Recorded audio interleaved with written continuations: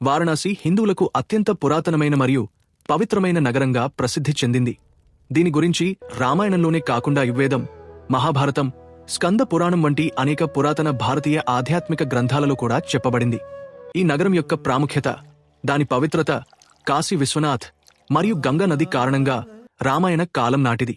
రామాయణంలో శ్రీరాముడి జననం నుండి పట్టాభిషేకం వరకు ఎక్కువ భాగం అయోధ్య, వనవాసం చేసిన పంచవటి, దండకారణ్యం, లంక వంటి ప్రాంతాలలో జరిగింది.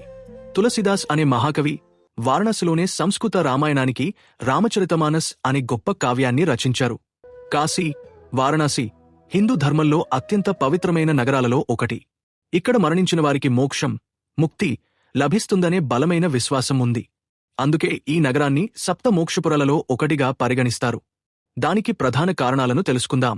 కాశీలో ఎవరైనా చనిపోయినప్పుడు శివుడు స్వయంగా వారి చెవిలో తారక మంత్రాన్ని జపిస్తాడని కాశీలో లోతైన నమ్మకం. ఈ మంత్రంతో వ్యక్తి అన్ని బంధాల నుండి విముక్తి పొంది నేరుగా మోక్షాన్ని పొందుతారు.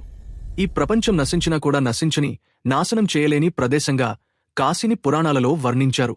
ఈ నగరం శివుని త్రిశూలంపై ఉందని నమ్ముతారు. ఈ క్షేత్రానికి అధిపతిగా శివుడు, పాలకులుగా కాలభైరవుడు, దుర్గలు ఉంటారు. ఇక్కడ మరణించిన జీవిని యమధర్మరాజు కూడా తన లోకానికి తీసుకెళ్లలేడని నమ్ముతారు. కాశీనగరంలో గంగానది ఉత్తరం వైపు ప్రవహిస్తుంది. ఈ పవిత్ర నదిలో స్నానం చేసి దాని ఒడ్డున మరణించడం వల్ల మోక్షానికి మార్గం సుగమం అవుతుందని నమ్ముతారు. గంగా జలం పాపాలను కడిగివేస్తుందని నమ్ముతారు.